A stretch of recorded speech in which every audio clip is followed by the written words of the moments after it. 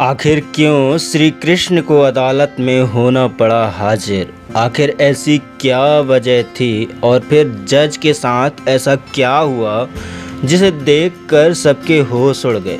दोस्तों, वृंदावन की यह सच्ची घटना जानकर आपके रोंगटे खड़े हो जाएंगे।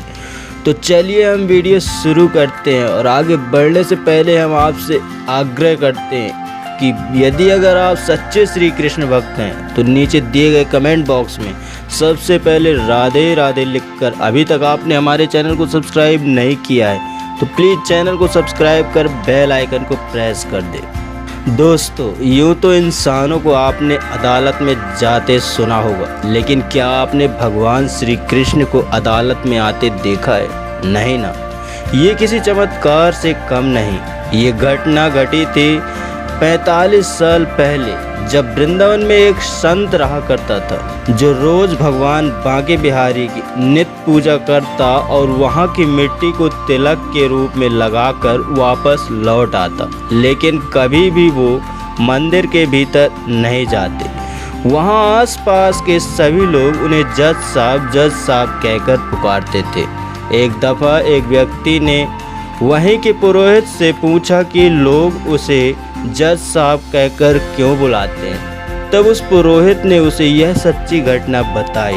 कुछ समय पहले दक्षिण भारत के एक शहर में एक व्यक्ति जज हुआ करता था, जिसने एक बार एक ऐसे व्यक्ति का केस लड़ा। उसके बाद से इनकी जिंदगी बदल गई। दरअसल दोस्तों, ये जज साहब जिस शहर में रहा करते थे उस शहर से सटा हुआ एक गांव था जहां गोपाल नाम का एक व्यक्ति रहा करता था। वह व्यक्ति काफ़ी भोला और गरीब था, जिसने अपनी बेटी के शादी के लिए गांव के जमींदार से कर्ज लिया था। और जब गोपाल ने ब्याज सहित उन पैसों को चुकाने के लिए जमींदार के पास गया तो जमींदार ने उससे एक कागज़ में हस्ताक्षर करवा लिए, जिसमें लिखा था कि गोपाल ने ब्याज सहित सारे पैसे चुका दिए। उसके बाद उस जमींदार ने गोपाल से कहा कि इस कागज़ को ध्यान से पढ़ लो, लेकिन गोपाल तो अनपढ़ था, इसलिए उसने कहा कि जो भी हो मेरे बांके बिहारी जी जाने। ऐसा सुनकर जमींदार के मन में लालच आ गया। उसे लगा ये तो अनपढ़ है, अभी कागज़ बदल देता। उसने धोखे से कागज़ बदल दिया और थोड़े समय बाद गोपाल के खिलाफ अदालत में केस दर्ज करा दिया कि गोपाल ने अब तक कर्ज के पैसे नहीं चुकाए। केस के दौरान जब गोपाल ने अपने बचाव के लिए वो कागज़ पेश किया तो जमींदार ने उसे भी बदल दिया।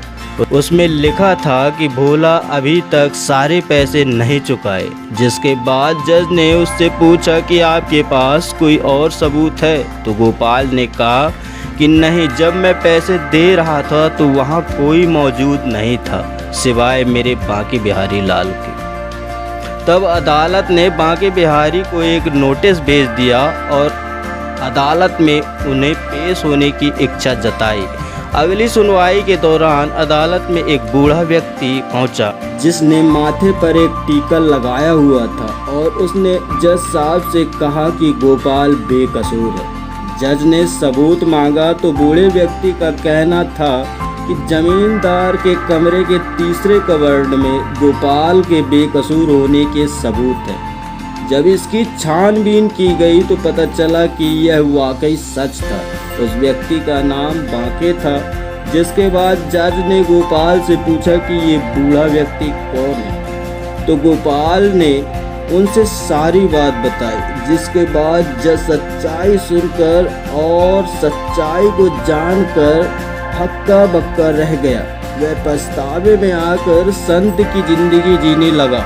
उस जज को सबसे बड़ा पछतावा यह था कि साक्षात बांके बिहारी अदालत में आए थे और उनके सामने मैं कुर्सी पर बैठा रहा। उन्हें पता ही नहीं चला कि स्वयं श्री कृष्ण आए थे।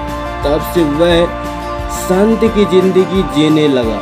दोस्तों, इस वीडियो के बारे में आपका क्या ख्याल है, हमें कमेंट के बारे में ज़रूर बताएं। और चैनल को अभी तक आपने सब्सक्राइब नहीं किया है तो प्लीज़ सब्सक्राइब कर जोर से बोले राधे राधे।